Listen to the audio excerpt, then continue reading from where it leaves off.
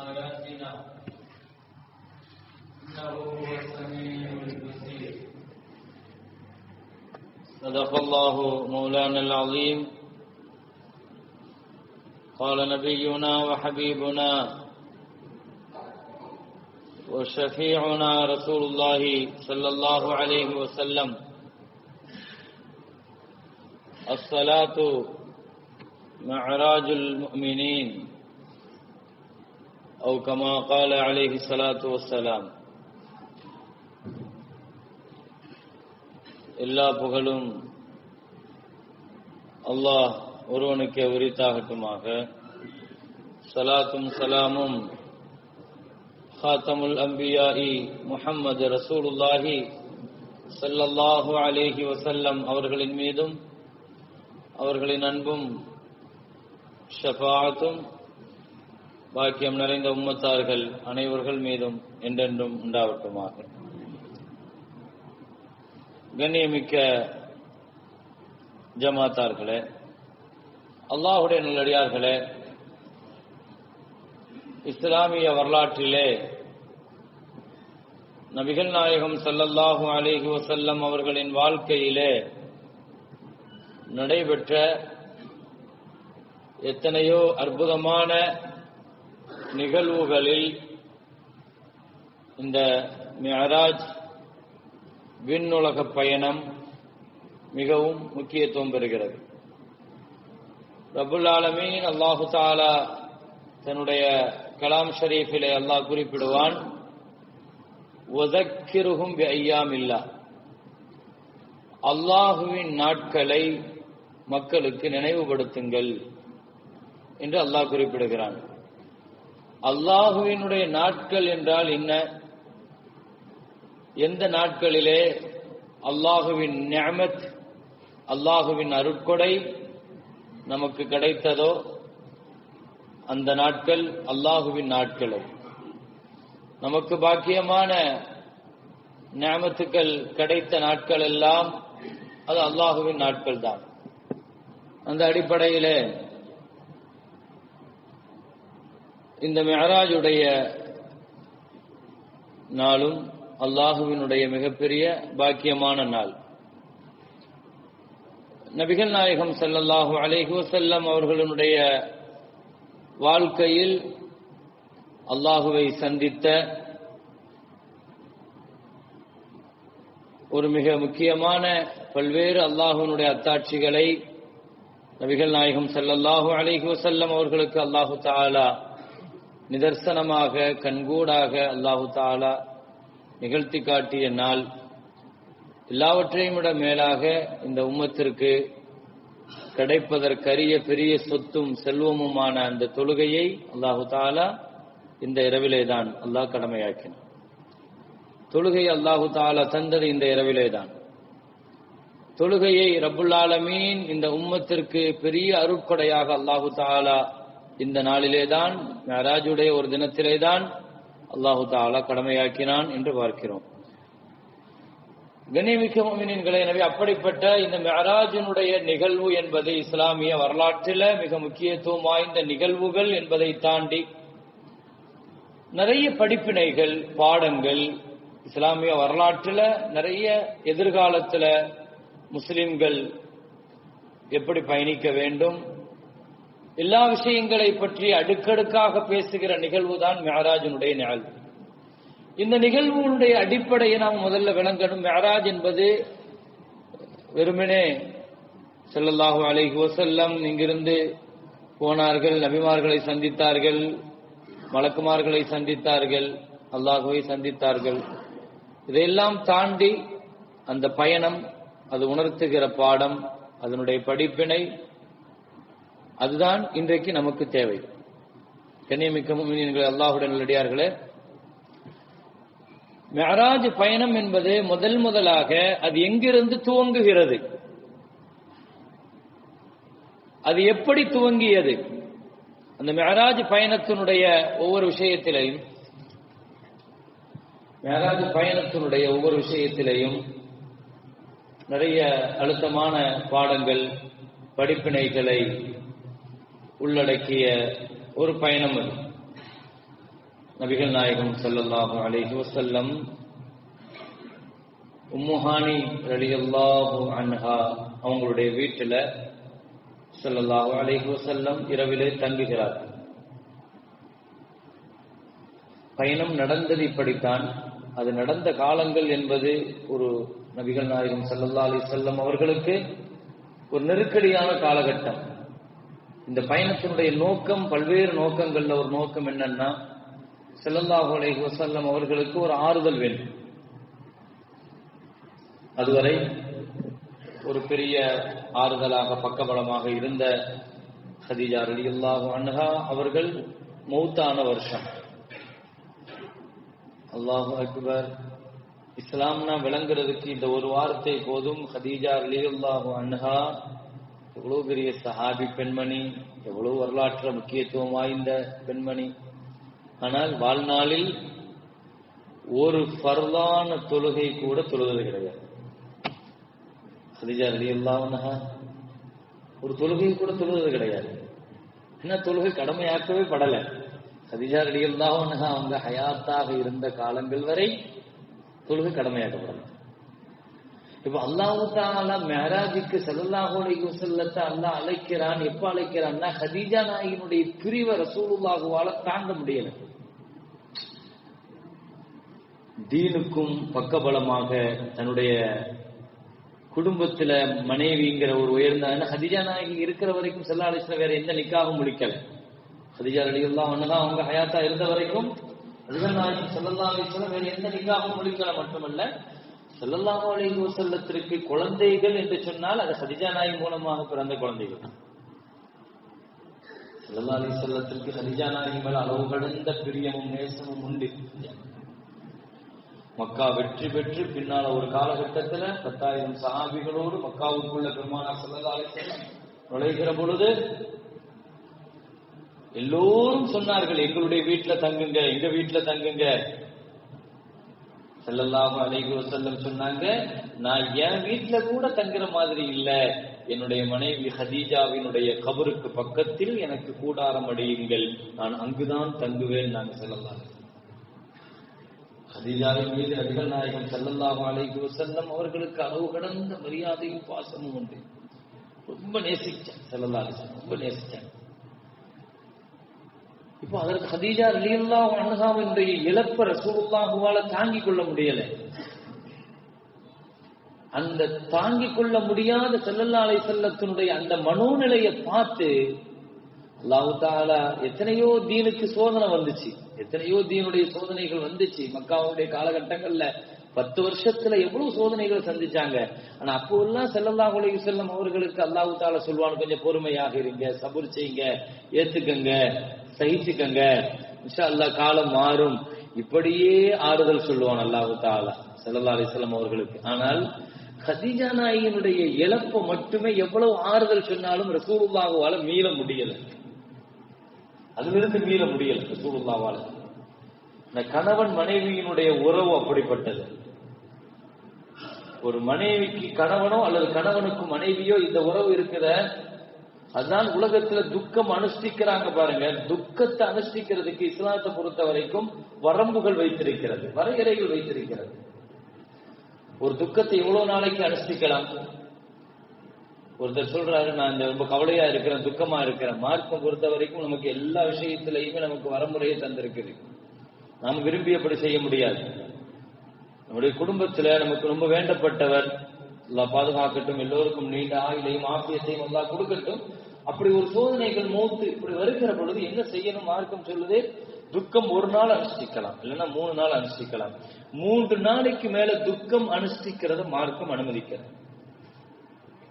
ஆனால் ஒரு கணவனினுடைய இழப்புக்காக ஒரு மனைவி 4 மாதம் 10 நாள் வரை துக்கம் அனுஷ்டிக்க வேண்டும். 4 மாதத்துக்கு மேல துக்கம் அனுஷ்டிக்கிறதுக்கு அனுமதி கொடுத்திருக்கிறது. ஏனென்றால் அந்த உறவு அப்படிப்பட்ட ஆத்மார்த்தமான உறவு.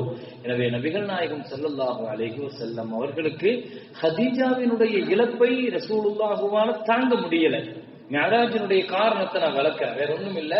மெஹராஜ்ங்கிறது ரசூலுல்லாஹுவ மிக வேகமாக தீனுடைய பணி. என்னதான் நீங்க வெளியில போய் பொது பணிகளை செஞ்சாலும் வேலையை செஞ்சாலும் என்ன செஞ்சாலும் வீட்டிற்கு வருகிற பொழுது ஆறுதல் சொல்வதற்கு ஒரு மனைவி வேண்டும். குர்ஆன் சொல்லுது.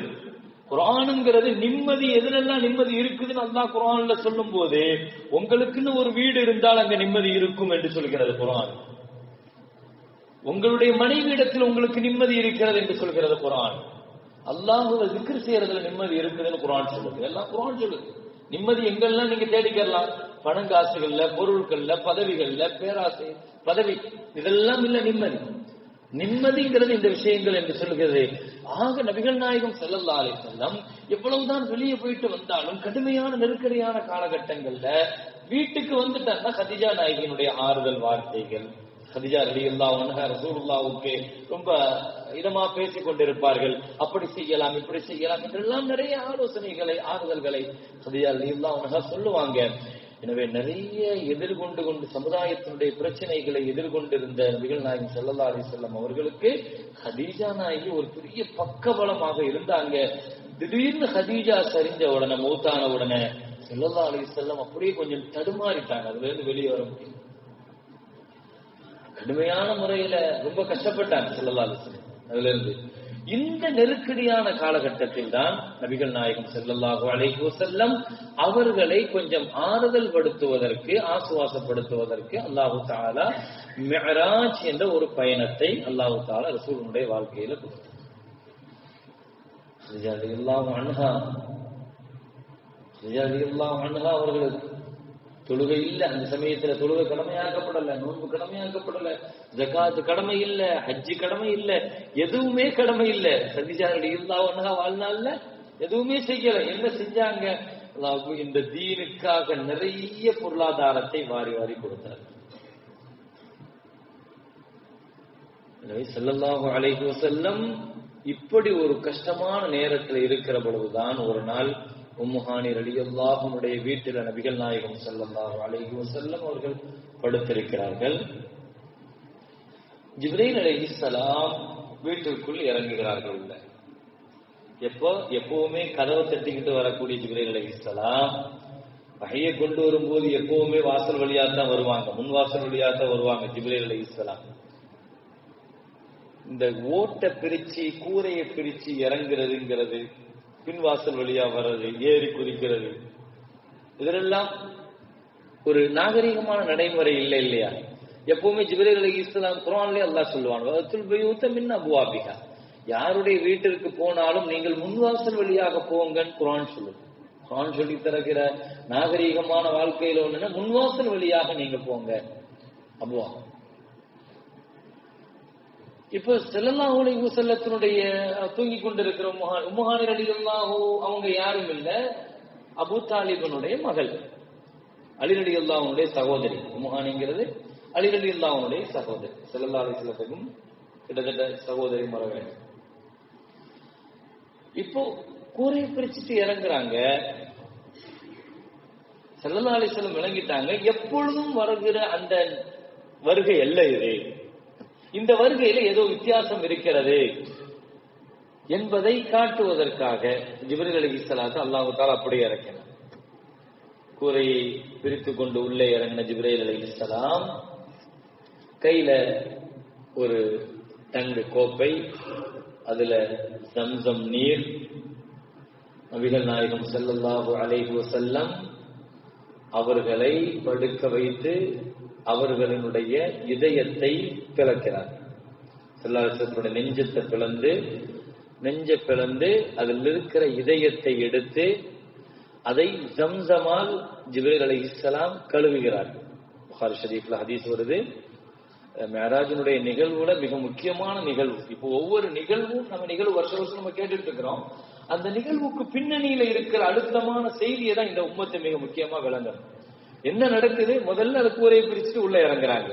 இறங்குற பொழுதே அல்லாஹ் என்ன உணர்த்துறான்னா, இது எப்பொழுதும் வருகிற யதார்த்த வருகை அல்ல, இது கொஞ்சம் வித்தியாசமான வருகை என்பதை விளங்கி கொண்டார்கள்.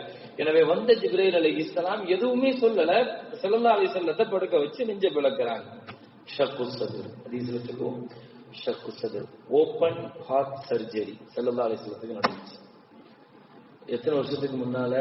1400 வருஷத்திற்கு முன்னால முதல்ல ஓபன் ஹார்ட் சர்ஜரி யார் பண்றா? ஜிப்ரீல் அலைஹிஸ்ஸலாம். பிற்காலத்தில் இது இந்த உம்மத்தில் நடக்கும், இப்படி ஒரு மருத்துவத்துறை உலகத்தில் உருவாகும் என்பதற்கு முதல்ல போடப்பட்ட விஷயம் தான். நெஞ்சு பிளக்க முடியுமா, ஓபன் ஹார்ட் சர்ஜரி பண்ண முடியுமான்னு மெஹராஜ்ங்கிறது வெறுமனே கதையை சொல்லிட்டு போற, கிஸ்ஸாவ வரலாறு சொல்லிட்டு போற நிகழ்வு கிடையாது. எதிர்கால சயின்ஸ் அது. இந்த உம்மத்து பயணிக்கிற மருத்துவத்துறையினுடைய, அறிவியல் துறையினுடைய எல்லா துறைகளையும் உள்ளடக்கிய எதிர்கால அறிவியலை இந்த உம்மத்திற்கு முன்வைத்து பேசுகிற அழுத்தமான வரலாறு. ஸல்லல்லாஹு அலைஹி வஸல்லத்தினுடைய இதயம் பிளக்கப்படுகிறது. நெஞ்சு பிளக்கப்பட்டு இதயத்தை எடுத்து வெளியே வச்சு கழுகுறாங்க. உள்ள வச்சு அல்ல, ஹார்ட் அப்படி வெளியே எடுத்து அந்த ஜம்சம் தண்ணீரை கொண்டு வந்து அதுல கழுகுறாங்க. 2 கோப்பை வச்சிருந்தாங்க ஜிப்ரீல் அலைஹிஸ்ஸலாம். ஒண்ணுல ஜம்சம் தண்ணீர், இன்னொன்னுல ஈமானும் ஹிக்மத்தும் என்று ஹதீஸ் ஷரீஃப்ல வருது புகாரில. ஹிக்மத்னா என்ன? அறிவு, ஞானம். உலகத்துல நமக்கு நிறைய விஷயங்களுக்கு உருவம் இல்லை. இங்க எதுக்கெல்லாம் உருவம் இருக்குதோ அதுக்கெல்லாம் மௌத்தாயிட்டம்னா உருவம் இருக்காது. இங்க எதுக்கெல்லாம் உருவம் இல்லையோ அதுக்கெல்லாம் அங்க உருவம் இருக்கும். அந்த உருவம், ஜகாத்துக்கு நம்ம உருவத்தை பார்த்திருக்கிறோமா? நோன்பு என்ன உருவத்தில் இருக்குன்னு தெரியுமா? தொழுகைக்கு என்ன உருவம் இருக்கு தெரியுமா? அமலுக்கு என்ன உருவம் இருக்கு தெரியுமா? ஹஜ்ஜிக்கு என்ன? எதுவும் தெரியாது. எப்ப தெரியும்? ஹதீஸ் ஷரீஃப்ல வருது, கபருக்கு வாங்க தெரியும். அல்லாஹ் சொல்றான், கபருக்கு வந்தா உங்க அமல் என்ன உருவத்தில் இருக்கும்னு தெரியும். நான் தொழுத தொழுகைக்கு என்ன உருவம்ங்கிறது தெரியும். என்னுடைய ஜகாத் எப்படி இருக்கும், என்னுடைய சதக்கா எப்படி இருக்கும், என்னுடைய குர்பானி எப்படி இருக்கும், என்னுடைய ஹஜ்ஜி, உம்ரா, நான் ஓதிய குர்ஆன், நான் ஓதிய திக்ர். ஸல்லல்லாஹு அலைஹி வஸல்லம் சொன்னாங்க இல்லையா, கபர்ல கொண்டு வைக்கப்பட்டவுடன் அன அமலுக ஸாலிஹ், நான் தான் உன் அமல் என்று ஒரு உருவத்தில் நிற்கும் உன்னுடைய கபர்ல. அது சொல்லும், நான் சதகா, நான் தொழுகை, நான் ஹஜ்ஜி, நான் உம்ரா, ஒவ்வொன்னா வரும். கபர்ல கேள்வி கணக்கு விசாரணை முடிந்ததற்கு பின்னால ஒவ்வொன்றாக நிற்கும். அல்லாஹ் அவ்வளவு பெரிய நசீப தரணும், நமக்கு பெரிய அரணாக. எந்த வகையிலையும் நீ பயப்படாத, நீ நிம்மதியாயிரு, உன்னை நான் பார்த்துக்கிறேன். அமல்கள் அவனுக்கு பெரிய பாதுகாப்பு கொடுக்கும். நான் ஸல்லல்லாஹு அலைஹி வஸல்லம் சொன்னாங்க இல்லையா, பணம் காசும் உறவுகளும் அமலும் 3 கபருக்கு போகும், 2 திருப்பிடும், 1 மட்டும் கபர்ல நின்றும். குடும்பம் திரும்பிடும். குடும்பத்துக்கு குறிப்பிட்ட நேரம் அவ்வளவுதான், அந்த நேரத்தில்.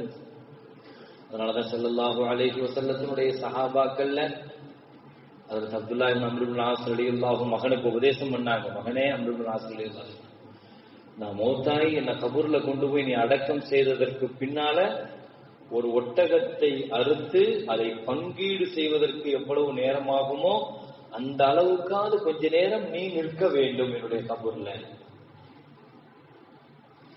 கபராளிகள் உள்ளே வைக்கப்பட்டதற்கு பின்னால் அவர்களுடைய உறவுகள், நண்பர்கள், சொந்தக்காரர்கள், தெரிந்தவர்கள் அவர்களுடைய கபருக்கு பக்கத்தில் நிற்கிற காரணத்தினால் கொஞ்சம் தனிமையின் பயம் கொஞ்ச நேரம் போக்கப்படும்.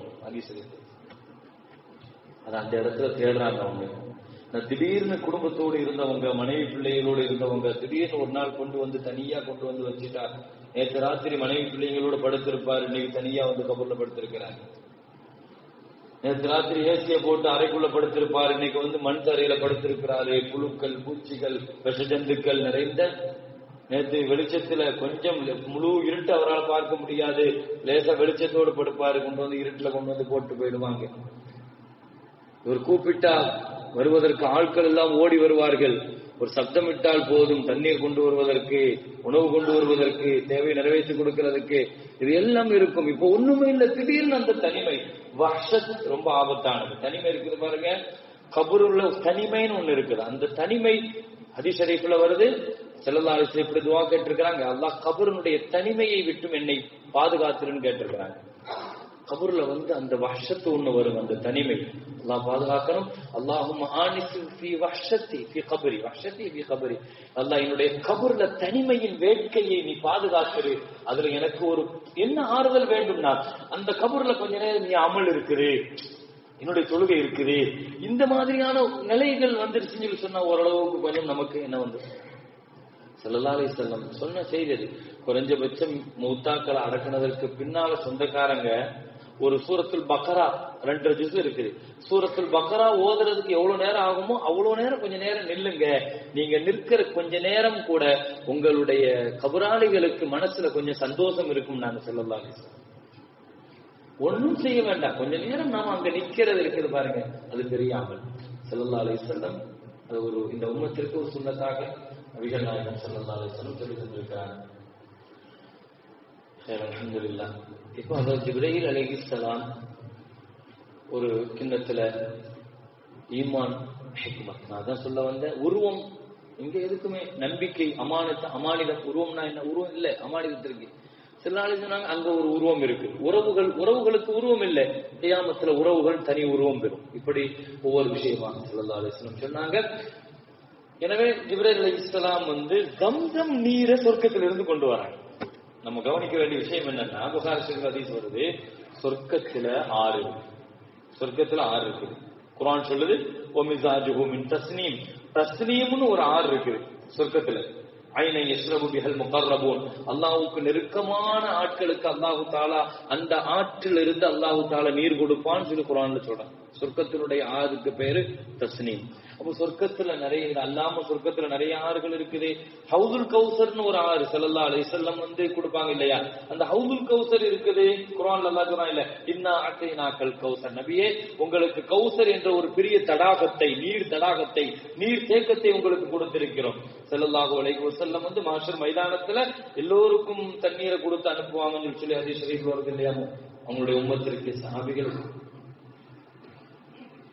இப்போ அந்த தண்ணி எல்லாம் கொண்டு வராம ஜம்சம் தண்ணீரை கொண்டு ரசூலுல்லாஹ்வுடைய கல்ப கழுவி. அப்படியானால் சொர்க்கத்தினுடைய ஆற்றை விட, சொர்க்கத்தினுடைய நீரை விட அல்லாஹ்ட்ட உயர்ந்த பரிசுத்தமான நீர் ஜம்சம் நீர். சொர்க்கத்துல ஆறு ஒண்ணா எவ்வளவு பெரிய. அப்ப அல்லாஹ் நினைச்சிருந்தா ரசூலுடைய கல்பெல்லாம் கழுவுறோம். ஸல்லல்லாஹு அலைஹி வஸல்லத்துடைய கல்ப ஹார்ட்ட கழுகுறதுக்கு, சுத்தப்படுத்துறதுக்கு சொர்க்கத்தினுடைய தண்ணீரை பயன்படுத்தல, கௌசர் தண்ணீரை பயன்படுத்தல. அல்லாஹ் பூமியில இருக்கிற ஜம்சம் நீரை அல்லாஹ் தஆலா என்ன செஞ்சிருக்கிறான், கோப்பை சொர்க்கத்திலிருந்து வந்திருக்குது. ஆனா கோப்பையினுடைய நீர் பூமியில உள்ள ஜம்சம். அதனாலதான் ஜம்சம் நீருக்கு ஒரு தனித்தன்மை இருக்குது. ஸல்லல்லாஹு அலைஹி வஸல்லம் சொன்னாங்க, மாஉ ஜம்சம் லிமா ஷுரிப லஹா, ஜம்சம் நீர் உலகத்தில் எந்த நோக்கத்திற்காக நீங்க அதை கொடுக்கிறீங்களோ அந்த நோக்கத்தை நிறைவேற்றிட்டார் ஸல்லல்லாஹு. ஜம்சம் நீருங்கிறதுக்கு என்ன நோக்கம் உங்களுக்கு வேண்டுமோ அந்த நோக்கத்தை ஜம்சம் நம்ம சாதாரணமா நினைக்க கூடாது. ஜம்சம் நீரினுடைய, அதனாலதான் எல்லா நீரையும் நாம் உட்கார்ந்து குடிக்கிறோம். ஜம்சம் நீர் உலகத்தினுடைய எல்லா நீரை விட தனித்த நீருங்கிறத காட்டுறதுக்காக வேண்டி அல்லாஹ் செஞ்சான். என்ன குடிக்கணும்ங்கிறது சுன்னத்தாக்கப்பட்டிருக்கு இல்லையா. அப்ப அந்த ஜம்சம் நீரை கொண்டு ஜிப்ரீல் அலைஹிஸ்ஸலாம் நபிகள் நாயகம் ஸல்லல்லாஹு அலைஹி வஸல்லத்தினுடைய இதயத்தை கழுகி மீண்டும் உள்ள வச்சு தச்சறாங்க. கிட்டத்தட்ட ஓபன் ஹார்ட் சர்ஜரி நடந்து முடிஞ்சிருச்சு. அதற்கு ஒரு சஹாபி அனஸ் ரலியல்லாஹு நினைக்கிறேன், அனஸ் ரலியல்லாஹு சொல்லுவாங்க, நபிகள் நாயகம் ஸல்லல்லாஹு அலைஹி வஸல்லத்தினுடைய நெஞ்சு பகுதியில் பிளக்கப்பட்டு தைக்கப்பட்டதற்கான லேசான அடையாளம் நெஞ்சிலே இருக்கும். இது சாத்தியமா இல்லையா? அறிவுலகத்துல இப்படி ஒரு ஆபரேஷன் பண்ண முடியுமா இல்லையா? கற்பனை கூட செய்திருக்க மாட்டார்கள். அன்னைக்கு ஸல்லல்லாஹு அலைஹி வஸல்லம் இதை சொன்னப்ப என்ன செய்வாங்க, இதயத்தை எல்லாம் நெஞ்செல்லாம் பிளக்க முடியுமா, இதயத்தை எல்லாம் வெளியே எடுக்க முடியுமா, எடுத்து என்ன செய்ய முடியும் என்றெல்லாம் எவ்வளவு கேட்டிருப்பார்கள், எவ்வளவு பேசியிருப்பார்கள்.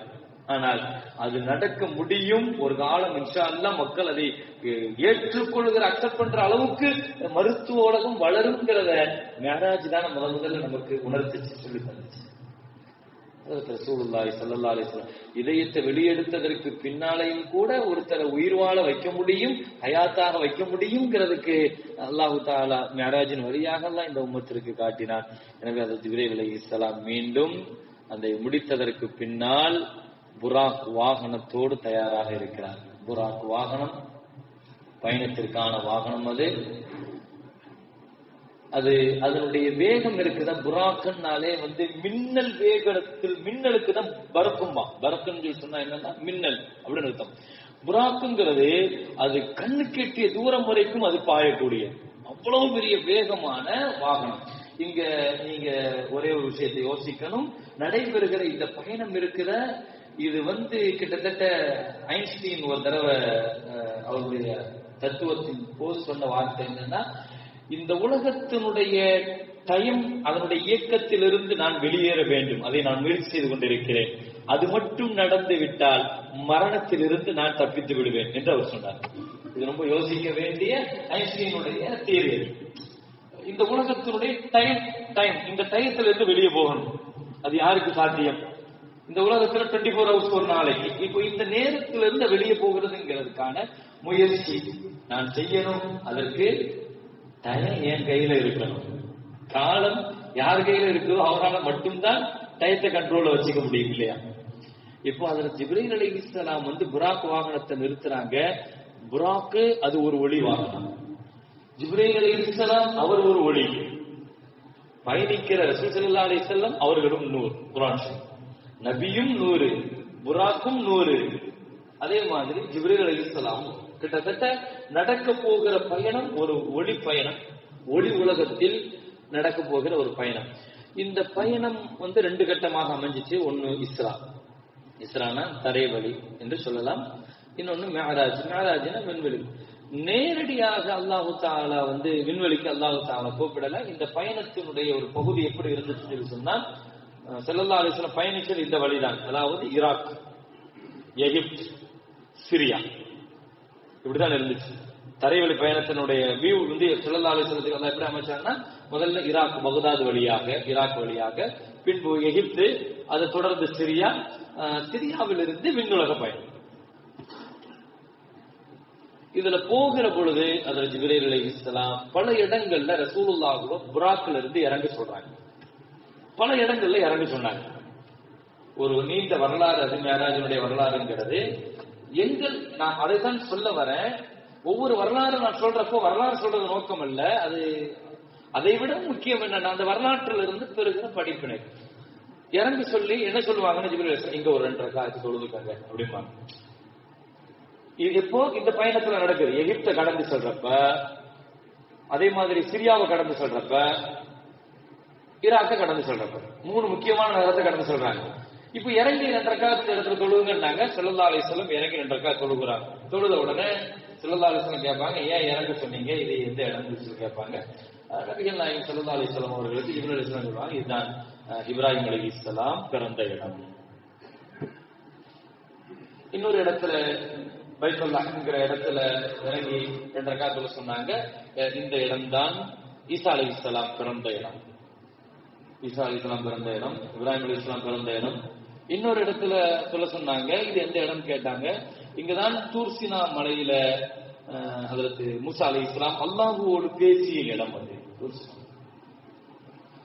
இப்படியாக பயணிக்கிற பொழுது சில இடங்கள்ல, அப்ப இந்த பயணத்துல நமக்கு முக்கியமான விஷயம் என்னன்னு சொல்லி சொன்னா, இஸ்லாமிய வரலாற்றுல தொழுகை கடமையாக்கப்படுவதற்கு முன்னால அதிகமாக தொழுகை குறித்த வலியுறுத்தப்படுகிறது என்றாலும் கூட இன்னொரு செய்தி என்னன்னு சொல்லி சொன்னா, புனிதமான இடங்கள் இருக்கிற இஸ்லாமிய வரலாற்றில் முக்கியத்துவம் வாய்ந்த இடங்கள் இருக்கிற அந்த இடங்களுக்கு செல்லுகிற பொழுது நாம் உடனே அந்த இடத்துல 2 ரக்காத் தொழுகணும். இது ரொம்ப முக்கியம்.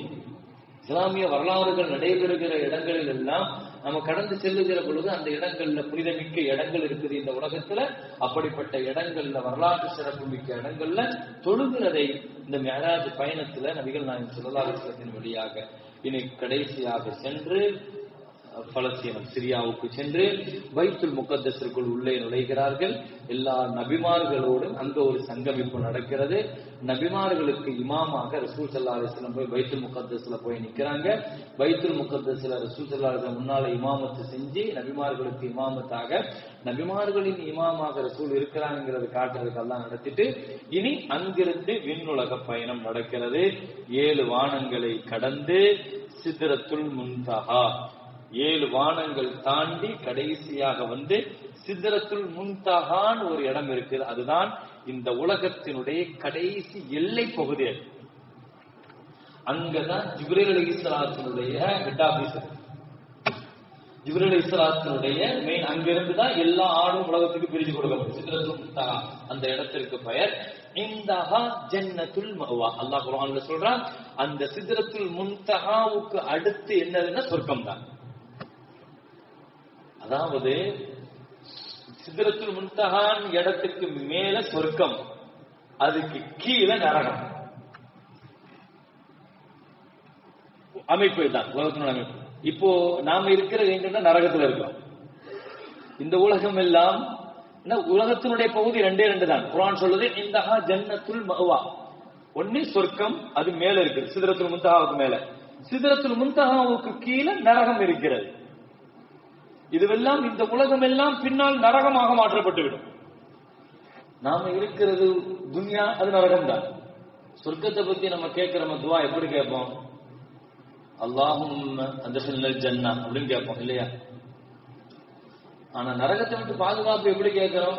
ரமலான்ல அல்லாஹும்ம ஆத்திக்னா மினன்னார். அல்லாஹும்ம ஆத்திக்னா மினன்னார்னு என்ன அர்த்தம்?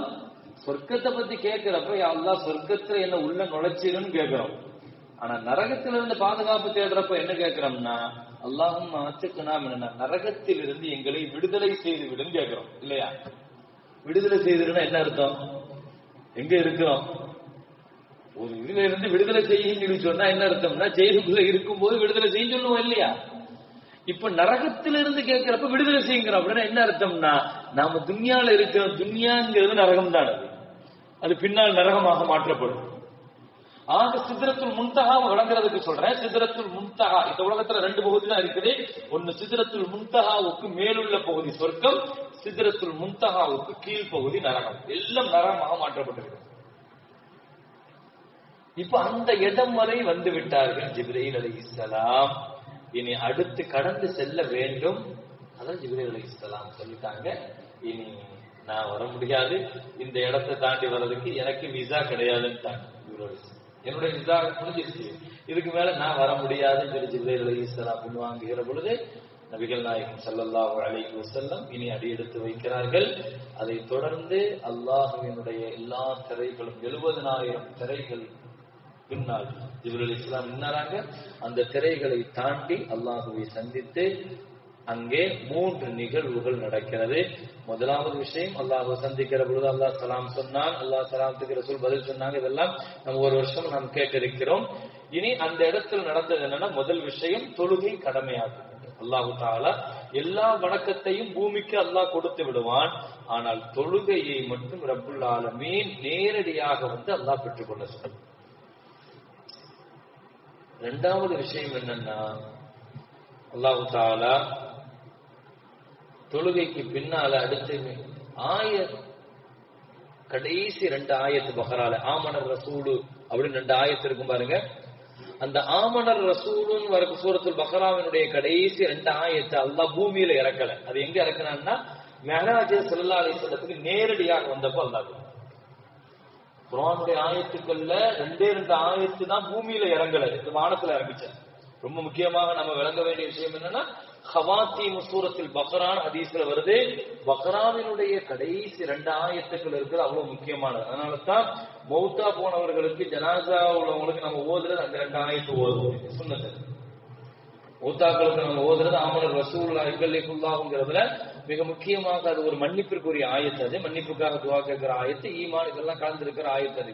அப்போ ஸல்லல்லாஹு அலைஹி வஸல்லம் அவர்களுக்கு முதல்ல தொழுகையை கொடுத்தா அல்லாஹ் அங்க வச்சு, இரண்டாவது இந்த சூரத்துல் பக்ராவினுடைய கடைசி 2 ஆயத்தை கொடுத்தா, மூணாவது அல்லாஹ் தஆலா இந்த உம்மத்திற்கு ஒரு விஷயத்தை அல்லாஹ் தஆலா சொன்னான். ஸல்லல்லாஹு அலைஹி வஸல்லத்திற்கு இணை வைக்காமல் உங்க உம்மத்தில் யார் என்னிடத்தில் வந்தாலும் இணை மட்டும் வைக்க கூடாது, இணை வைக்காம வந்தாங்கன்னா நான் மன்னிப்பேன். இந்த வாக்குறுதி அல்லாஹ் வச்சு மேராஜ்ல வச்சு ஸல்லல்லாஹு அலைஹி வஸல்லம் அவர்களுக்கு ஏதாவது ஒரு பெரிய கிஃப்ட் கொடுக்கணும் இல்லையா?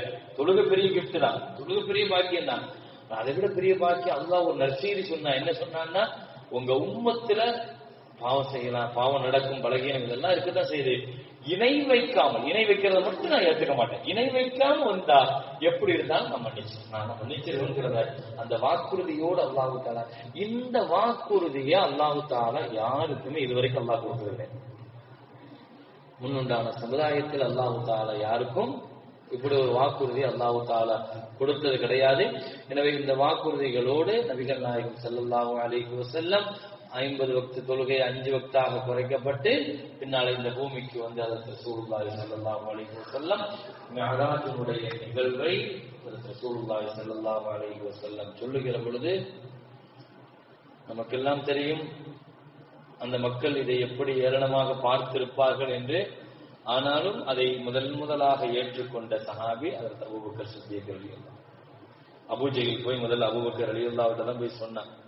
வெளியூர்ல இருந்து வந்தாரு, உங்களுடைய நண்பர் இப்படி சொல்றாரு, ஒரே நாள்ல இங்க இருந்து சொர்க்கம் நரகம் எல்லாத்தையும் தாண்டி சிரியாவுக்கு போனங்கிறாரு, ஈராக்குக்கு போனங்கிறாரு, எகிப்துக்கு போனங்கிறாரு, இப்படி எல்லாம் போய் இங்க போறதுக்கெல்லாம் நமக்கு எவ்வளவு நாள் ஆகும் நமக்கு தெரியாதா? ஆனால் ஸல்லல்லாஹு அலைஹி வஸல்லத்தினுடைய மிஅராஜினுடைய நிகழ்வு வரலாற்றுல என்னன்னா, அவர்கள் படுத்திருந்த இடத்தின் சூடு ஆறவில்லை, அவர்கள் கதவு திறந்த தாழ்பாலின் அசைவு அடங்கவில்லை. இந்த நிமிஷத்துல மிஅராஜ் முடிஞ்சிருச்சு. இதுல தான் ஈராக்குக்கு போயிருக்கிறாங்க, இதுலதான் சிரியாவுக்கு போயிருக்கிறாங்க, இதுலதான் மிஸ்ருக்கு எகிப்துக்கு போயிருக்கிறாங்க. விண்ணுலகத்தை 7 வானங்கள், சொர்க்கம் நரகம், சொர்க்கத்துல பார்த்த காட்சி, நரகத்துல பார்த்த காட்சி, பின்னால் அல்லாஹ்வோடு சந்திப்பு, அல்லாஹ்வோடு பேசுறது, இது எல்லாமே நடந்தது எவ்வளவு இந்த நிமிஷத்தில் தான். அதைத்தான் நான் சொல்றேன், நபிகள் நாயகம் ஸல்லல்லாஹு அலைஹி வஸல்லம் இந்த உலகத்தில், இந்த உலகத்தினுடைய இயக்கத்தில் இருந்தும் அதனுடைய டைம்ல இருந்தும் ஸல்லல்லாஹு அலைஹி வஸல்லம் விடுபட்டுட்டாங்க, வெளியே போயிட்டாங்க. இதை விளங்குறதுக்காக நான் சொல்றேன், கியாமத்துல ஒரு நாளுங்கிறது 50,000 வருஷம் என்று குர்ஆன் சொல்லுது. 50 அல்ஃப சன. நாளை மறுமையில ஒரு நாளுங்கிறது 50,000 வருஷம். அப்ப 50,000 வருஷம் அப்படிங்கிறது இப்ப ஸல்லல்லாஹு அலைஹி வஸல்லம் செய்தது என்னன்னா, அங்க செஞ்சிட்டு இருக்கிறாங்க. அங்க உள்ள நிகழ்வுகள்ல, அங்க உள்ள டைமிங்ல அப்பாற்பட்டு எல்லா நிகழ்வுகளும் நடக்கிறது. உலகத்தினுடைய இயக்கங்கள் இருந்து வெளியே போயிட்டாங்க, உலகத்தினுடைய செயல்பாடுகள் இருந்து வெளியே போயிட்டாங்க. என்ன நடைபெற்ற பயணம் ஒரு ஒளி பயணம். எனவே ஸல்லல்லாஹு அலைஹி வஸல்லம் இதெல்லாம் செய்து முடிச்சிட்டு வருகிற பொழுது இந்த உலகத்தினுடைய நாட்கள் அது அப்படியே நிறுத்தி வைக்கப்பட்டிருக்கிறது. ஸல்லல்லாஹு அலைஹி வஸல்லம் இதை முடிச்சிட்டு வந்து அபூபக்கர் ரலியல்லாஹு அன்ஹு அபூஜஹல் சொன்ன பொழுது, அபூபக்கர் ரலியல்லாஹு அப்படியா, என்னன்னு நான் விசாரிச்சுக்கிறேன் அப்படின்னு சொல்லல. அவர் அப்படி சொல்லி இருக்க மாட்டாரு அப்படின்னு சொல்லல. அபூபக்கர் ரலியல்லாஹு ஈமான் நீங்க இங்கதான் பார்க்கணும். இன்னும் 2 வகையா சொல்லியிருக்கலாம். அப்படியே சொன்னாரு, ஈராக்குக்கு போனாரு, எகிப்துக்கு போனாரு, இதெல்லாம் எப்போ, ஒரு ராத்திரியிலையா, ஒரு நிமிஷத்திலையா, அப்படியே சொன்னார். அப்படின்னு சொன்ன உடனே அப்படி சொல்லியிருக்க மாட்டாரு அப்படின்னு சொல்லியிருக்கலாம். இல்ல என்னன்னு நான் விசாரிச்சுட்டு நான் சொல்றேன் அப்படின்னு சொல்லியிருக்கலாம். அபூபக்கர் ரலியல்லாஹு சொன்ன வார்த்தை என்னன்னா, லைன் கால லகது சதக, அவர் சொல்லி இருந்தால் சரியா தான் இருக்கும். இந்த ஈமான் தான் மோமின்களுக்கு வேண்டும் என்று மார்க்கம். நம்முடைய ஷரியத்துடைய விஷயத்துல இதைத்தான் ரசூல் சொல்லிட்டாங்களா, சரி அதுல நன்மை இருக்கும், இதுதான் ஈமான். மார்க்கம் சொல்லுதான். மிஅராஜ் நமக்கு உணர்த்த ஒரு படிப்பு அதுதான். நம்ம அறிவுக்கு ஒத்து வரலையே, நம்ம சிந்தனைக்கு ஒத்து வரலையே, அதெல்லாம் கற்பனை செய்ய முடியுமா, இதெல்லாம் செய்ய முடியுமா, இதெல்லாம் சாத்தியமா, இப்படி நடந்துச்சுங்கிறாங்க, அப்படி நடந்துச்சுங்கிறாங்க, அது யோசிக்கிறதல்ல ஈமான். ஈமான் குர்ஆன்ல முதல்ல எடுத்து பாருங்க, அல்லாஹ் முதல்ல சொல்லுவான், அல்லதீன யுமினூன பில் கைப். அல்லாஹ் சொல்லுவான், முதல்ல மறைவை நம்புறதுதான் இறையச்சம் உள்ளவர்ங்கிற அல்லாஹ் குர்ஆன்ல. எல்லாத்தையும் பார்த்துட்டு அறிவியல் பூர்வமா நிரூபிச்சுட்டு அப்புறம் நம்புறதல்ல. அறிவுக்கு எட்டவே இல்லை, ரசூல் சொல்லிட்டாங்களா, சரியா தான் இருக்கு. ஒண்ணுமில்ல, ஹதீஸ் ஷரீஃப்ல ஸல்லல்லாஹு அலைஹி வஸல்லம் ஒரு சஹாபி வீட்டுல போய் சாப்பிட உட்கார்ந்தாங்க. அந்த சஹாபி ரசூலுல்லாஹ் வந்திருக்காருங்கிற சந்தோஷத்துல என்ன செஞ்சாருன்னா, உடனே ஒரு ஆட்டை அறுத்து சமையல் பண்றாரு.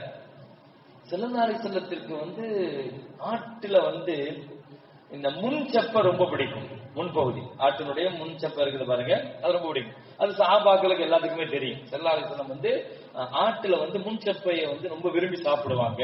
ஏன்னா அது கொஞ்சம் சாஃப்டாவும் இருக்கும். நபிக்கு அது ரொம்ப விருப்பம். அந்த சஹாபி முன் செப்பையை ஸல்லல்லாஹு அலைஹி வஸல்லம் சொன்னாங்க, நாவில் திராஅ, ஒரு முன் செப்பையை கொண்டு வாங்கன்னாங்க.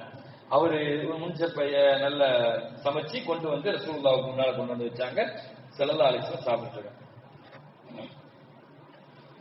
இப்ப ஸல்லல்லாஹு அலைஹி வஸல்லம் சாப்பிட்டு முடிச்சவங்க சொன்னாங்க, நாவில் திராஅ, இன்னொரு முன் செப்பை கொண்டு வாங்கன்னாங்க. இன்னொரு முன் செப்பை கொண்டு வாங்க. அவர் போனாரு, போயிட்டு இன்னொரு முன் செப்பையை கொண்டு வந்து ஸல்லல்லாஹு அலைஹி வஸல்லம் முன்னால வந்தார். ஸல்லல்லாஹு அலைஹி வஸல்லம் சாப்பிட்டு இருந்தாங்க. சாப்பிட்டு முடிச்சுட்டு ஸல்லல்லாஹு அலைஹி வஸல்லம் சொன்னாங்க, நாவல் நிதரா இன்னொரு முன்சப்பை கொண்டு வாங்கன்னாங்க. அவர் பக்கத்துல இருந்து சொன்னாரு, யா ரசூலல்லாஹ், ஒரு ஆட்டுக்கு 2 முன்சப்பை தான் இருக்குன்னாரு. ஒரு ஆட்டுக்கு 2 முன்சப்பை தான் இருக்கு. ஸல்லல்லாஹு அலைஹி வஸல்லம் சொன்னாங்க, அது எனக்கு தெரியாது. அது ஒரு ஆட்டுக்கு 2 தான் இருக்குங்கிறது எனக்கு தெரியாதா? நான் கொண்டு வான்னா நீ போய் கொண்டு வந்திருந்தா 1000 அல்ல 10,000 அல்ல, எத்தனை முன்சப்பனாலும் வந்துகிட்டே இருக்குன்னாங்க. இதுதான் ஈமான். நான் சொன்ன கண்ணை மூடிட்டு போகணும்.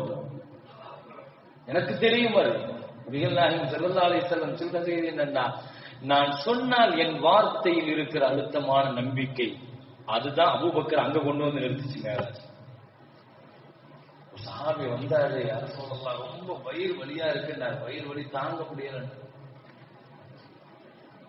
ஸல்லல்லாஹு அலைஹி வஸல்லம் அப்படியா இஸ்கி அஸ்ஸலா புகாரில் ஹதீஸ் வருது, தேன் குடிங்க சரியாயிடும். நான் தேன் குடிங்க வயிறு வலி சரியாயிடும். அவர் போயிட்டார். போயிட்டு தேன் குடிச்சார். மறுநாள் வந்தார், யா ரசூலல்லாஹ் வயிறு இன்னும் வலியாகத்தான் இருக்குது. ஸல்லல்லாஹு அலைஹி வஸல்லம் 2வது நாள் தேன் குடிங்க சரியாயிடும். நபிகள் நாயகம் ஸல்லல்லாஹு அலைஹி வஸல்லத்தை பொறுத்த வரைக்கும் இன்னைக்குள்ள டாக்டர்லாம் எப்படின்னா, முதல்ல போய் நம்ம ஏதாவது நோயை சொன்னோம்னா முதல்ல ஒரு 2-3 நாளைக்கு ஒரு டோஸ் எழுதி கொடுப்பாங்க. நீங்க ஒரு 3 நாள் கழிச்சு மறுபடியும் போய் பாருங்களா, அவர் உடனே மாத்துவார், வேற டோஸ் மாத்துவார் இல்லையா? அவர் முதல்ல இதை வச்சு பாப்பாரு, இது கேட்கலையா, சரி உடனே இதை மாத்திரும் அப்படிங்கிற மாதிரி அடுத்த இதுக்கு வேற மாதிரி மாத்திருவார். இது இன்றைய மேல மருத்துவர்கள் பெரும்பாலும் செய்யறது.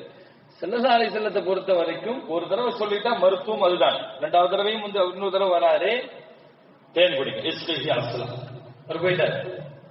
3வது சொல்றாரு, யா ரசூலல்லாஹ் எனக்கு வயிறு வலி இன்னும் போகல அப்படின்னு சொன்ன உடனே ஸல்லல்லாஹு அலைஹி வஸல்லம் 3வது நாளும் அதை செய்ய சொன்னார்கள்.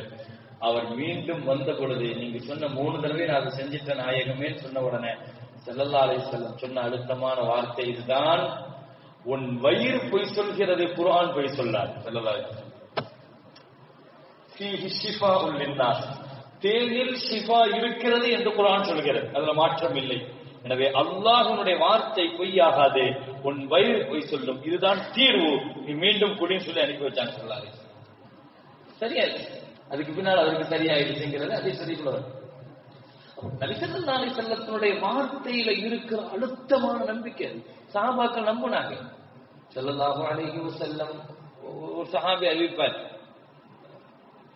யார் ஒரு நோயாளியை பார்க்கிறாரோ, ஒரு கஷ்டப்படுறவரை பார்க்கிறாரோ, தன்னை விட ரொம்ப பலகீனமானவர் பார்க்கிறாரோ, உடனே அல்ஹம்துலில்லாஹ் ஆஃபானி அல்லாஹ் முப்தலாக், அல்லாஹ் தஆலா உனக்கு கொடுத்த சோதனையை விட்டு அல்லாஹ் என்ன ஆரோக்கியமா வச்சிருக்கிறான், அல்ஹம்துலில்லாஹ். ஒரு நோயாளியை பார்க்கிறப்ப அவருக்கு தெரியலமா நம்ம இந்த துவா செய்ய வேண்டாம், ஆனா மனசுக்குள்ள இந்த துவாவும் செய்ய சொன்னாங்க ஸல்லல்லாஹு அலைஹி வஸல்லம்.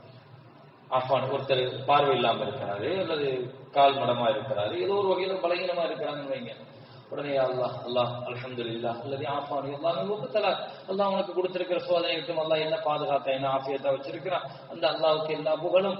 எத்தனையோ அல்லாஹ்வுடைய அடியார்களை விட அல்லாஹ் என்ன கண்ணியமா வாழ வச்சிருக்கான்னு சொல்லி துவா ஓதுங்க அப்படின்னு சொல்ற அந்த சஹாபி, இந்த ஹதீஸ் அறிவிக்கிற ஒரு சஹாபி அந்த செய்தியை சொல்லிட்டு ரசூலுல்லாஹ் சொன்னாங்கன்னு சொல்லிட்டு ஒரு செய்தியை சேர்த்து சொல்றாங்க, ஒருவேளை நீங்கள் ஒரு நோயாளியை பார்த்து அல்லது ஏதோ வாழ்க்கையில கஷ்டப்படுறவங்களை பார்த்து இந்த துவாவை நீங்க செஞ்சதற்கு பின்னால ஸல்லல்லாஹு அலைஹி வஸல்லம் சொன்னாங்க, அப்படி இந்த துவாவை ஓதிட்டாருன்னா அவர் மௌத் வரைக்கும் அந்த நோயில அவர் பாதிக்கப்பட மாட்டார் அப்படின்னு ஸல்லல்லாஹு அலைஹி வஸல்லம் சொன்னாங்க. ஒரு சுகர், அல்லாஹ் பாதுகாக்கட்டும், சுகர் நோயாளியோ பிரஷரோ ஏதோ ஒரு நோய் வைங்க, கேன்சர் நோயோ, இதெல்லாம் பார்க்கிறப்ப அல்ஹம்துலில்லாஹ் ஆஃபானி அல்லாஹ் முப்தலாக் வஃபضلني على كثير من خلق تفضيلا. இந்த ஹதீஸ ரசூலுல்லாஹ் சொல்லி தராங்கன்னு சொல்லிட்டு அந்த சஹாபி சொன்னாரு, ஒருவேளை ஒரு நோயாளியை இப்படி பார்த்து இந்த துவாவை நீ ஓதியும் கூட வாழ்நாள்ல மௌத்துக்குள்ள உனக்கு அந்த நோய் வந்துட்டுன்னா என்னை கொண்டு அல்லாஹ்வுக்கு முன்னால நிறுத்துன்னு சொல்றாங்க. என்ன கியாமத்துல என்ன பிடிச்சு என் சட்டையை பிடிச்சு கொண்டு அல்லாஹ்வுக்கு முன்னால நிறுத்து. அந்த சஹாபி ஹதீஸ் ரிவாயத் பண்ணிட்டு சொல்றார், என்ன இத சொன்னது எங்கள் உயிரினும் மேலான பொய்யே உரைக்காத பெருமானார் ஸல்லல்லாஹு அலைஹி வஸல்லம். எங்கள் ரசூலுடைய வார்த்தையில எங்களுக்கு இருக்கிற நம்பிக்கை. அபூ தர்தா ரலியல்லாஹு அன்ஹு நினைக்கிறேன், நமக்கு எல்லாம் தெரிஞ்ச செய்திதான். பஜார்ல உட்கார்ந்து வியாபாரம் செஞ்சுட்டு இருக்கும்போது ஒருத்தர் ஓடி வந்து சொன்னாரு இல்லையா, அவங்க வீடு தீப்பிடிச்சு எரியுது, வீடு தீப்பிடிச்சு எரியுதுன்னு சொல்லி சொன்னா நம்ம எவ்வளவு பதறுவோம், எவ்வளவு பயப்படுவோம். அவர் சொன்னார், இல்லையே, எரிய வாய்ப்பு இல்லையே. நான் ரசூலுல்லாஹ் ஒரு துவாவை சொல்லி தந்தாங்க வீட்டுல இருந்து கிளம்பும் போது. அந்த துவாவை ஓதிட்டோம்னா பதட்டமா வீட்டுக்கு வரக்கூடிய நிலைமை வராதுன்னு சொல்லி இருக்கிற. அந்த துவா ஓதிட்டு வந்தேன், என் வீடா இருக்காது, போய் பாடுங்கிறாரு அந்த சஹாபி. என் வீடா இருக்கு. அல்லாஹும்ம இன்னி அஸ்அலுக கைரல் மௌலிஜ் வ கைரல் மக்ரஜ் ஸல்லல்லாஹு அலைஹி வஸல்லம் சொல்லி தந்த ஒரு துவா. வீட்டுல இருந்து புறப்படுறப்ப இந்த துவா ஓதுங்க. வெளியூருக்கு போறீங்க, இந்த துவா ஓதுங்க. அல்லாஹும்ம இன்னி அஸ்அலுக கைரல் மௌலிஜ் வ கைரல் மக்ரஜ். யா அல்லாஹ், உன்னிடத்தில் கேட்கிறேன், நான் நுழையும் இடமும் சிறப்பானதாக இருக்கணும், நான் வெளியாகும் இடமும் சிறப்பானதாக இருக்கணும். பிஸ்மில்லாஹி வலஜ்னா பிஸ்மில்லாஹி ஹரஜ்னா. அல்லாஹ், உன் பேரை கொண்டே நான் நுழையிறேன், உன் பேரை கொண்டே நான் வெளியாகிறேன் அப்படின்னு சொல்லிட்டு போனீங்கன்னா, நீங்க வெளியே போனதற்கு பின்னால ஒரு பதட்டமான செய்தி உங்க வீட்டுல வராது. நீங்க வெளியே போயிட்டீங்க, திடீர்னு போன் அடிச்சு இப்படி நடந்து போச்சு வாங்க, நீங்க பதட்டமா ஓட வேண்டிய தேவை இருக்காதுன்னு. வெளியே போனவங்க வீட்டுக்கு திரும்ப வரும்போது பதட்டம் இல்லாம போகணும் இல்லையா? அதெல்லாம் துவா கேட்டுட்டு போகணும். அந்த சஹாபி சொல்றாங்க, அல்லாஹும்ம அன்த ரப்பி ஸல்லல்லாஹு அலைஹி வஸல்லம் இன்னொரு துவாவை கற்றுக் கொடுத்தாங்க. காலையில எழுந்திருச்ச உடனே அது ஒரு நீண்ட துவா. அல்லாஹும்ம அன்த ரப்பி லா இலாஹ இல்லா அன்தன்னு சொல்லி ஆரம்பிக்கிற அந்த துவா யார் காலையில ஓதுறாங்களோ ஒரு காலத்திலேயும் அவர் சார்ந்து இருக்கிற இடங்கள் நெருப்பால் எந்த பாதிப்பையும் தொடாதுன்னு சொல்லி ரசூல் சொல்லி இருக்கிறாங்க. நான் ஓதிட்டுல வந்தேன், என் வீடு எரியாதுன்னாங்களாம். அந்த ஈமான் எங்க இருக்கு? அந்த சஹாபியோட ஈமான் எங்க இருக்கு? மிஅராஜ் உணர்த்துகிற படிப்பினைகள்ல பாடங்கள்ல ஒண்ணு இதுதான். அது அபூபக்கர் சித்தீக் ரலியல்லாஹு அன்ஹுடைய விஷயங்கள் மூலமாக நாம் தெரிகிறது. இனி மிஅராஜின் மூலமாக இன்னொரு முக்கியமான படிப்பினையும் பாடம் இதுதான் தொழுகை. இந்த உம்மத்திற்கு கிடைத்த மிகப்பெரிய பாக்கியமான மிகப்பெரிய செல்வமான அந்த தொழுகை. அல்லாஹ் அக்பர். நேற்று கூட ஜும்மால சொன்ன தெரியாதவங்களுக்கு மீண்டும் ஞாபகப்படுத்துற, எப்படிப்பட்டவர்கள் எல்லாம் தங்களுடைய உலகத்தில் இருந்திருக்கிறாங்க. அல்லாஹ் அக்பர். பக்தியார் காசி ரஹ்மத்துல்லாஹ் டெல்லியில வாழ்ந்த, இன்னைக்கும் டெல்லியில் அடங்கப்பட்டிருக்கிற மிகச்சிறந்த இறைநேசன். அவர் மூத்தாங்கிற பொழுது அவர் வசியத் பண்ணிட்டு போறானா, என் ஜனாசாவை தொலை வைக்கணும்னா 4 தகுதி யார்கிட்ட இருக்குதோ அவர் என் ஜனாசாவுக்கு முன்னால வந்து தொலை வைக்கட்டும். என்னன்னா, அவர் வயதுக்கு வந்ததிலிருந்து தொழுகை கடமையானதிலிருந்து அவர் தொழுகையை ஜமாத்தை விட்டிருக்க கூடாது, தக்பீர் தஹரீமாவை விட்டிருக்க கூடாது, தஹஜ்ஜத்தை விட்டிருக்க கூடாது, அந்நிய பெண்ணை பார்த்திருக்க கூடாது. இந்த 4ம் நான் கடைபிடிக்கிறேன். ஆனால் முழுக்க இந்த 4 விஷயத்தை நான் கடைபிடிக்கிறேன். என் ஜனாசால வந்து எனக்கு தொலை வைக்க வரக்கூடியவர் இப்படிப்பட்ட 4 தகுதியோடு இருக்கிறவர் தான் வந்து தொலை வைக்கணும்னு சொல்லிட்டு வசியத் பண்ணிட்டு மௌத்தா போயிட்டாங்க. தொழுகையில எவ்வளவு பேணுதலாக இருந்திருந்தாங்க. சயீத் ரஹ்மத்துல்லாஹ் சொல்வார்களாம், நான் 40 ஆண்டு காலங்களாக பாங்கு சொல்லுகிற பொழுது பள்ளிவாசலில் இருக்கிற பழக்கம் எனக்கு உண்டு. என்னைக்காவது பாங்கு சொல்லும் போது பள்ளிவாசல்ல என்ன காணலன்னா நீங்க கபூர்ல போய் தேடுங்க. பாங்கு சொல்றப்ப பள்ளிவாசல்ல இல்லைன்னா என்ன கபூர்ல தேடுங்க, நான் துனியால இல்லைன்னு அர்த்தம்னா. தொழுகை இந்த உம்மத்திற்கு கிடைத்த ஆகப்பெரிய ஹஜ்ரத் இப்ராஹிம் அலைஹிஸ்ஸலாம் அல்லாஹ்ட்ட அதிகமாக கேட்கிற ஒரு துஆன் குர்ஆன்ல சொல்லுது, ரப்பி ஜஅல்னி முகீமஸ் ஸலா வ மின் ذُرِّيَّتِي. அல்லாஹ் என்னையும் என் சந்ததியையும் தொழுகையாளிகளாக ஆக்கு. காபத்துல்லாஹ்வை கட்டி முடிச்சிட்டு இப்ராஹிம் அலைஹிஸ்ஸலாம் கேட்டாங்க, காபத்துல்லாஹ் கட்டி முடிச்சிட்டு அல்லாஹ் என்னையும் என் சந்ததியையும் முஸ்லீமாக ஆக்கு, என்னையும் என் சந்ததியையும் தொழுகையாளியாக ஆக்கு. நான் மட்டுமல்ல என் சந்ததி. பள்ளிவாசலினுடைய அந்த ஹதீஸ் ஆயத்துக்கு கீழே எழுதுவாங்க, பள்ளிவாசலினுடைய ஹிதுமத்துல, பள்ளிவாசலினுடைய உதவியில, பள்ளிவாசல் உருவாக்கத்துல யாரெல்லாம் பங்களிப்பு செலுத்துகிறார்களோ அவர்களுக்கு அல்லாஹ் கொடுக்கிற பெரிய நசீப் என்ன தெரியுமா? அவங்க சந்ததியில இருந்து 40 தலைமுறையை அல்லாஹ் முஸ்லீமாக வளர்க்கும். இந்த ஆயத்துல குறைந்தபட்சம் நான் குறைந்தபட்சம் தகுதி. ஏன்னா இப்ராஹிம் அலைஹிஸ்ஸலாம் பள்ளியை கட்டி முடிச்சுட்டு முதல்ல அதை தான் கேட்டாங்க, என்னையும் என் சந்ததியும் முஸ்லீமாக்கு. அதுக்கு அல்லாஹ் கொடுத்த பெரிய பாக்கியம் என்னன்னா, இப்ராஹிம் அலைஹிஸ்ஸலாம் சந்ததியில கடைசி கியாமத் வரைக்கும் ஒருத்தர் கூட காஃபிர் இருக்க மாட்டாரு. இந்த தொடர் அப்படியே முஸ்லீமா போய் தான் போய் சேரும். அது பெரிய பாக்கியம். எனவே இஸ்லாத்திற்கு பின்னால் அடுத்து இப்ராஹிம் அலைஹிஸ்ஸலாம் கேட்டது இதுதானே, அல்லாஹ் என்னையும் என் சந்ததியும் தொழுகையாளியா. தொழுகையினுடைய விஷயத்துல எவ்வளவு முக்கியத்துவம். அல்லாஹ் நபிகள் நாயகம் ஸல்லல்லாஹு அலைஹி வஸல்லம் வாழ்நாள் முழுக்க தொழுதார்கள். அவர்கள் கடைசி நோயில 17 நாள் படுக்கிறாங்க. அதுல தொழுகைக்கு வராத நாட்கள் எப்ப தெரியுமா? நீங்க ஹதீஸ் எடுத்து பாருங்க. ஸல்லல்லாஹு அலைஹி வஸல்லம் 63 வருஷத்துல பள்ளிவாசல்ல தொழுகைக்கு வராத நாட்கள் என்பது வியாழக்கிழமை. திங்கக்கிழமை மூத்தாகிறாங்க, வியாழக்கிழமை மகரிபோடு கடைசி தொழுகை, வியாழக்கிழமை வரைக்கும் தொழுகை வந்திருக்கிறாங்க. எனவே வெள்ளிக்கிழமை முழுமை வரல, வியாழக்கிழமை இஷாவுக்கு வரல, திங்கக்கிழமை ஃபஜருக்கு வரல. ஏன்னா இந்த நாட்கள் ரசூல் பள்ளிக்கு வரலன்னா அந்த நாட்கள் முழுக்க முழு மயக்கத்தில் இருந்தார். மயக்கத்தில் இருக்கிறாங்க. கொஞ்சம் தெளிந்தது சனிக்கிழமை வந்து என்ன செஞ்சிட்டாங்க, சனிக்கிழமை முழுக்க உட்கார்ந்து தொழுதுட்டு போனாங்க. ரசூல் ஸல்லல்லாஹு அலைஹி வஸல்லம் உட்கார்ந்து தொழுது ஒரே ஒரு நாள் தான் உட்கார்ந்து தொழுது இருக்கிறாங்க. வாழ்நாளுடைய கடைசி பகுதியில அது சனிக்கிழமை ஒரு 3-4 வக்து உட்கார்ந்து தொழுது. அதுக்கு பின்னால் அப்ப கிட்டத்தட்ட நல்லா பாத்தீங்கன்னா ஸல்லல்லாஹு அலைஹி வஸல்லம் ஒரு 15 வக்து ஒரு 13 வக்து என்று எழுதுகிறார்கள். அந்த வக்துகள் கூட பெரும்பாலும் மயக்கத்தில் இருந்தார். மயக்கத்தில் இருக்கிற நிலையில மீதி உள்ள நாட்கள் முழுமையும் கடைசி நாள்ல மௌத்தாகிற கடைசி நாள்ல கூட அன்னைக்கு ஃபஜ்ர் லுஹா நேரத்துல மௌத்தாகிறாங்க. அன்னைக்கு ஃபஜ்ர் நேரத்துல கூட ஸல்லல்லாஹு அலைஹி வஸல்லம் எழுந்திருக்க முடியல, வர முடியல, கடுமையான மயக்கம். கொஞ்சம் லேசாக தெளிந்த பொழுது கூட திறந்து நான் தொலை வராவிட்டாலும் பரவாயில்லை, என்னால நிற்க முடியாவிட்டாலும் பரவாயில்லை, தொழுகிற முஸ்லீம்களையாவது பள்ளிவாசல்ல நான் பாக்குறேன்னு சொல்லி திரையிடுறாங்க. என்னால தொலை வர முடியல, எழுந்திருக்க முடியல, கால் நிக்கல, ஆனாலும் தொழுகிற முஸ்லீம்களையாவது நான் பார்க்கிறேன்னு சொல்லி திரையை நீக்கிட்டு ஸல்லல்லாஹு அலைஹி வஸல்லம் சஹாபிகளை பார்த்தார்கள். அப்ப இந்த தொழுகையின் மேல கடைசி மூச்சில உயிர் விடுகிற பொழுது கடைசியாக ரசூலுல்லாஹ்வுடைய தொண்டையிலிருந்து வெளிப்பட்ட வார்த்தை ஊசிக்கும் பிஸ்ஸலா, முஃமின்களே தொழுகைதான் உங்களுக்கு பெரிய சொத்து, அதை விட்டுறாதீங்க, அல்லாஹ்ட்ட நீங்க எந்த பதிலும் சொல்ல முடியாது நம்பிக்கை. கடைசியாக வெளிப்பட்ட வார்த்தை. வாழ்நாள் முழுக்க எத்தனையோ வார்த்தையை சொல்லி இருக்கிறாங்க.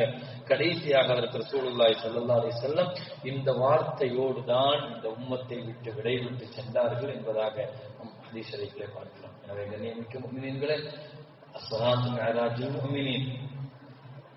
நான் இந்த உம்மத்துல 22 லட்சம் சதுர மைலை இஸ்லாமிய ஆட்சியாக மாற்றி தந்த பெருமை ஷைத்தானே பயப்படுற அளவுக்கு உள்ள ஹஜ்ரத் உமர் இப்னு கத்தாப் ரலியல்லாஹு அன்ஹு.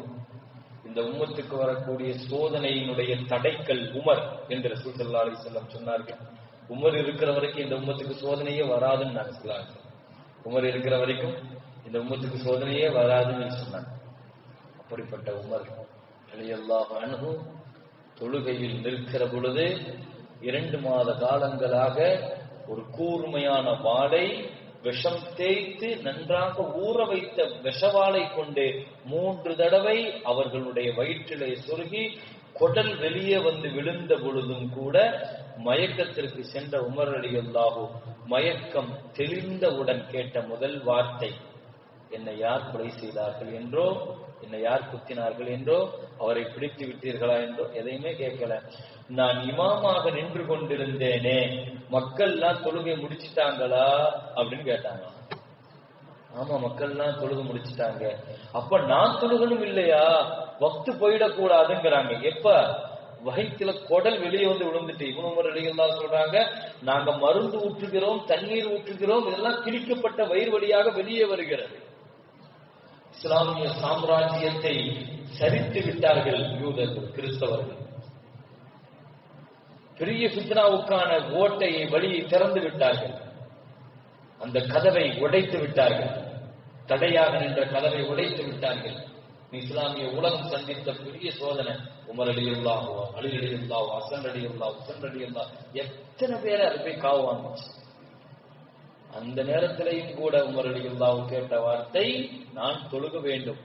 குடிக்க தண்ணீர் வேணும்னு கேட்பாங்க. ரத்தம் வடிஞ்சுக்கிட்டே இருக்கும்போது குடிக்க கடுமையான தாகத்துல கூட தண்ணி கொண்டு வாங்கன்னு குடிக்கிறதுக்கு கொண்டு வந்தாங்களாம். ஒழு செய்ய கொண்டு வாங்கன்னாங்க. தொழுது முடிச்சுட்டு அல்ஹம்துலில்லாஹ் அப்படின்னு சொல்லி முடிச்சுட்டு என்னுடைய கடைசி நேர தொழுகையும் கூட நான் கலாவாக்கவில்லை. இந்த உம்மத் தொழுகையில் இருக்கிற இப்படிப்பட்டவர்களால் தான் இந்த சமுதாயத்தில் இவ்வளவு பெரிய புரட்சியை உருவாக்க முடிந்தது என்பதை இதை யாராவது ஒரு பெரிய பாடமாக படிப்பினையாக நமக்கு கிடைக்கிறது. இல்லாமல் ரப்பல் ஆலமீன் அந்த படிப்பினைகளின் வழியாக இந்த உம்மத்தில் நாம் மிஅராஜின் மூலமாக பெறுகிற எல்லா படிப்பினைகளையும் பாடங்களையும் இதன் வழியாக எடுத்தும் ஏற்றும் வாழ்நாளில் நடப்பதற்கு இல்லாமல் ரப்பல் ஆலமீன் தௌஃபீக் செய்வானாக. குறிப்பாக தொழுகையில் பேணுதல் உள்ளவர்களாக அல்லாஹ் நம்மை ஆக்கியல் புரிவானாக. ربنا آتنا في الدنيا حسنة وفي الآخرة حسنة وقنا عذاب النار.